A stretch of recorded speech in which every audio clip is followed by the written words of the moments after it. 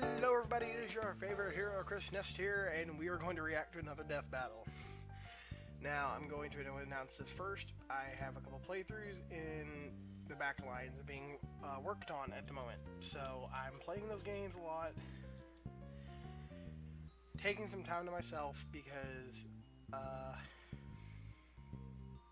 try not to get emotional here, but my cat recently passed away, like 3 or 4 days since the death battle came out. So there's that. So with that being said, guys, wish him luck.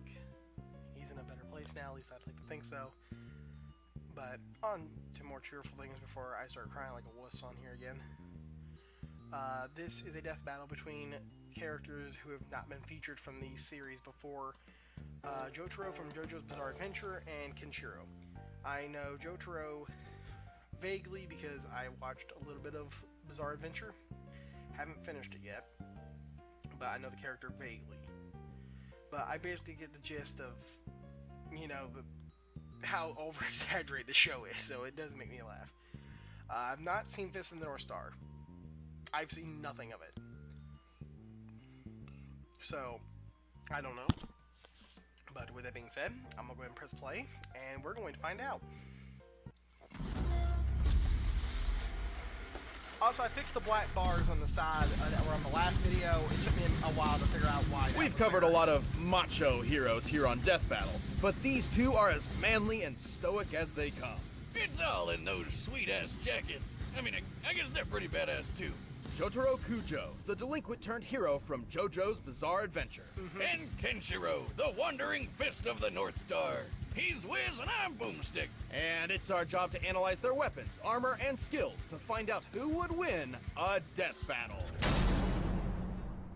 That should be interesting. As a teenager, Jotaro Kujo was a fairly infamous troublemaker. But you can just call him JoJo like his friends do. Get it? Jotaro Kujo. How bizarre. Well, being a high school hoodlum isn't usually a good idea. It worked out great for him, because he toughed up a lot. At the age of 17, Jotaro was arrested for brutally pummeling 4 known gang members, who were armed with knives and nunchucks of all things, with apparently his bare fists. But Jotaro had a bigger problem. He didn't know how he did it. He knew he was tough, but not that tough. So he came to the only conclusion that makes sense.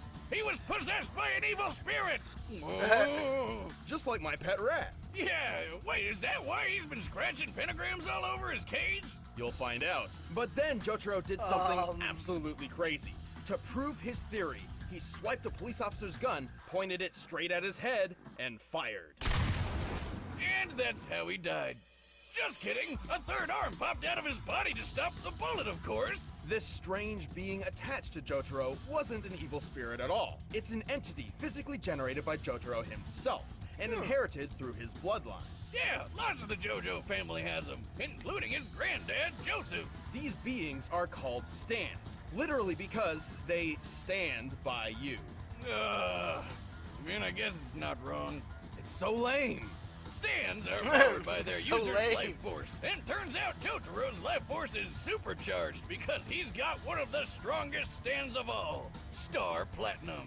Star Platinum has superhuman strength, speed, precision, and vision.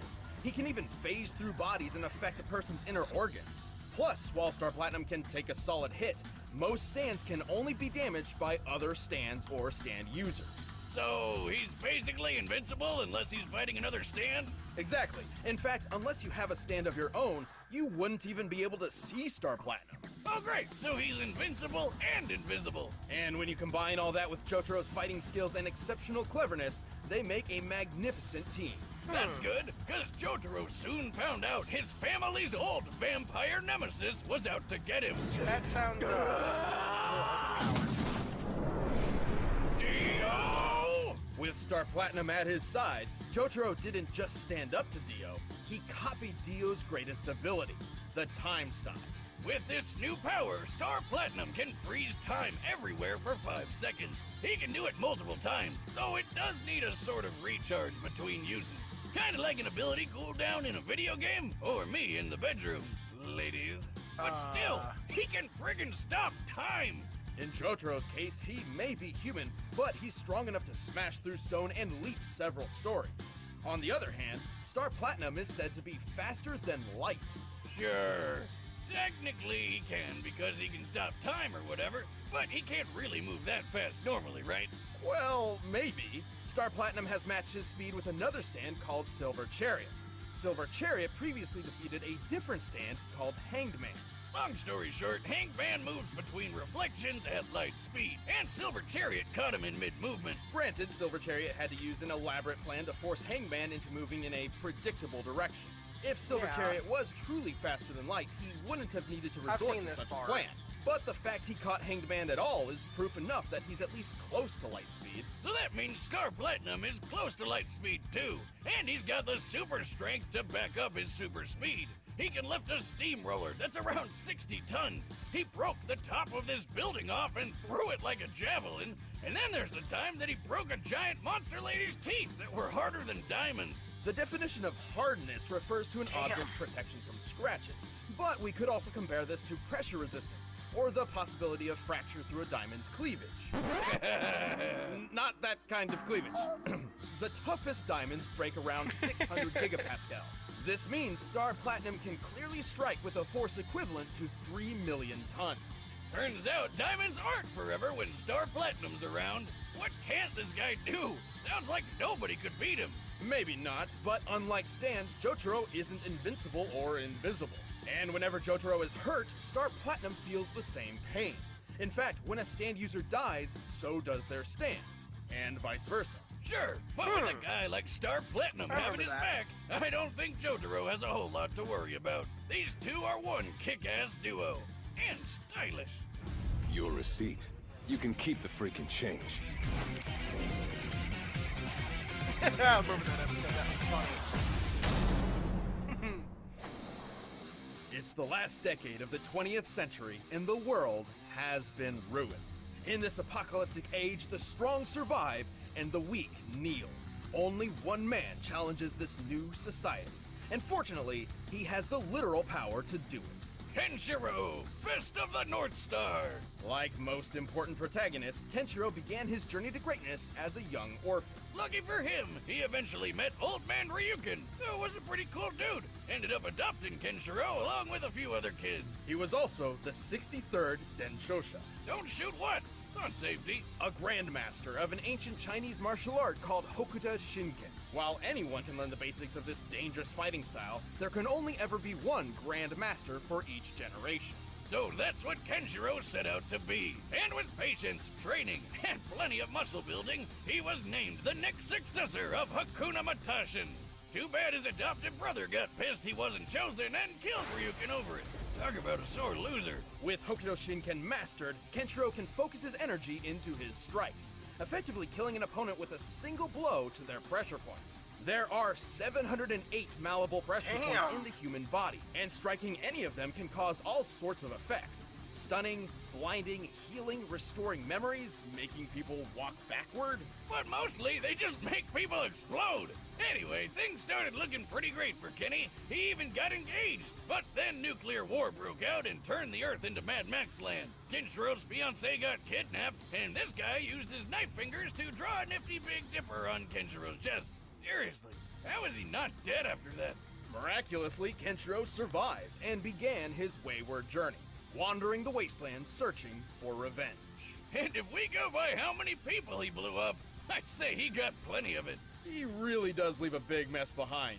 I can't even imagine what it must be like to clean up after one of his fights. Kenshiro had no problem killing hordes of baddies with moves like his bone-crushing fist, spilling wheel-exploding fist, and 100 crack fist. Huh. Seeing him kill all these people from the inside out reminds me a lot of my ex-wife. How? Emotionally, Wiz. Most of the time, his body explosions don't even happen right away, giving him plenty of time to explain to his foes how they're about to die, right before they explode. You think you can beat me with a finger? That finger struck the hidden vital point known as Gakuchu. There's no use fighting now. You're already dead. But Hakuna Matata isn't just for blowing That's up people. fucked up. Sure, Kenshiro has developed a number of legendary techniques, such as the Tenryu Kokyuho. AKA the art of dragon's breathing. According to Kenshiro, this unlocks the full potential of his natural abilities, where a normal fighter would only use about 30%. He can utilize Toki, or his own natural ki, to perform numerous techniques. Most of these involve punching, of course, but he can also create mirage images of himself, sense other fighting auras, and fire ki-based projectiles to attack or defend from a distance. Oh, and he can perform miracles, like making a mute girl speak. How the heck? But even that pales in comparison to Hokuto Shinken's ultimate technique, one which no previous Grandmaster ever unlocked, Muso Tensei. Only those who truly understand pain and loss can apply Muso Tensei. With it, Kenshiro draws upon his inner sadness to enter a state of nothingness. From here, he is impervious to attacks, essentially achieving intangibility. He also somehow connects to the souls of dead allies and rivals, and can even use their techniques. But it's not like he needs them. He's already crazy enough on his own. He smashed the bones of a giant with a single hand, broke a metal table just by standing up, and hit a tank so hard it blew up. He's even strong enough to break a skyscraper in half. And then when it collapsed on top of him, he just walked through it. What a boss. Just the concrete in one floor of an average-sized skyscraper can weigh over 1,000 tons. You think that's tough? Kenshiro can stand in lava. Lava! You know how hot lava is? Up to 2,000. Yeah, really freaking hot, that's what. And remember that tank? Before he blew it up, it shot him square on. It did absolutely nothing to him. Seriously, this guy is manly as hell. お前はもう死んでいる。何？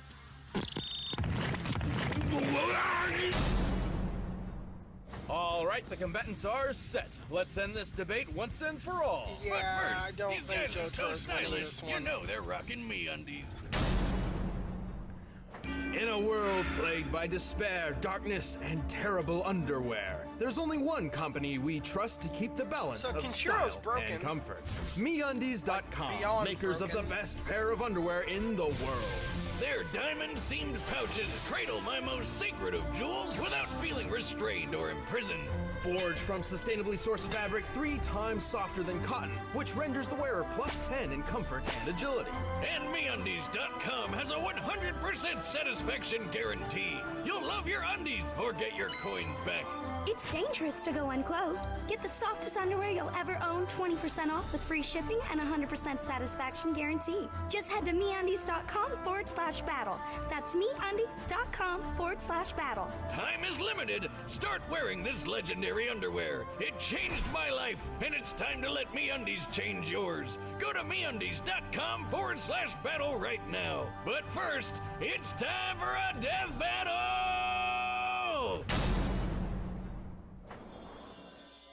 Yeah, I'm pretty sure Kenshiro's gonna win. Basically, from what I'm hearing, if he lands one hit on Jotaro, Jotaro loses. So, yeah. Basically, it's gonna come down to whether Kenshiro can get past Star Platinum. If he can, he wins. If he can't, Jojo wins. Guess we're about to find out, huh? おい、じじい。 I'm personally rooting for Jotaro because I like him as a character. 場所を選ぶ。そこが貴様の死に場所だ。やっぱりお前は態度がでかいな。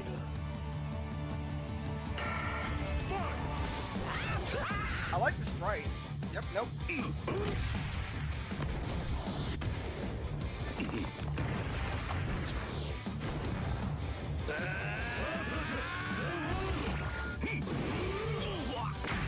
Yep. Time freeze. Kenshiro doesn't have any counter for that, I don't think. Wait.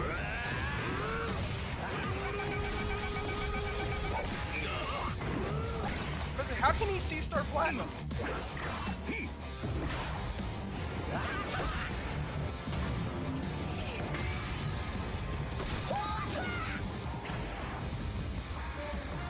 Time freeze again.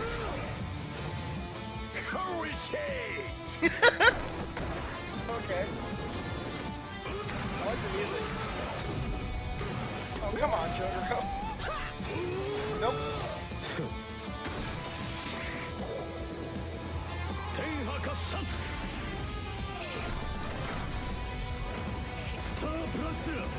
Oh my god!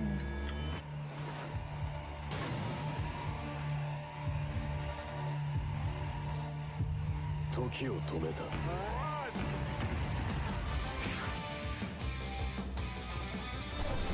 お前はもう死んでいる。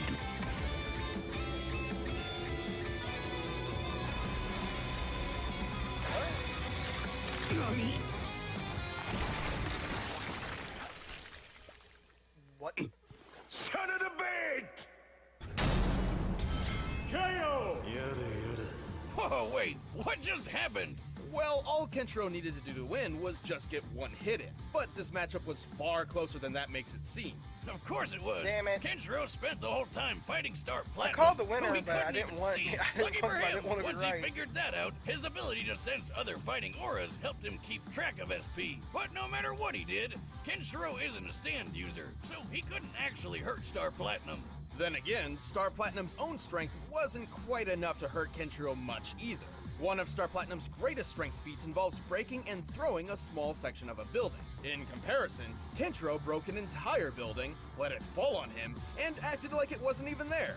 Also, while Jotaro may be skilled in deducing his enemy's weaknesses and strategies in mid-fight, Kenshiro's skills, durability, and straightforward approach meant there really wasn't anything for him to pick apart here. Kenshiro did have trouble with Jotaro's time stopping and Star Platinum's speed. However, with his awesome durability plus additional intangibility when using Muso Tensei, Kenshiro survived the time stops. And the time stops cooldowns between uses gave Kenshiro enough time to work around them. The time stop has been worked around by foes in Jotaro's past before, and as far as speed was concerned, Kenshiro may not have been faster than Star, but a mix of Muso Tensei and Mirage clones were more than enough to get by. And let's be real, makes sense. Jotaro never stood a chance against Kenshiro by himself. In the end, both combatants had plenty of advantages, but Kenshiro's techniques and overwhelming power ended this fight. Jojo didn't stand a chance. The winner is Kenshiro. Yeah, poor Jodo. Poor Jojo. Hey guys, thanks for watching this death battle. If you want to see exclusive commentary, click that link right over there. Yeah, And if you guys I want to pick up a figured fight Kenshiro track for would this get episode, in. link in the description. Who's next? Be people I know, please.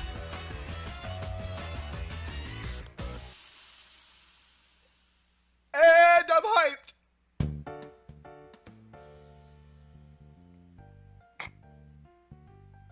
I'm hyped! I'm actually stunned they're doing it. Crash versus Spyro. Okay, if y'all like this video, hit the like button.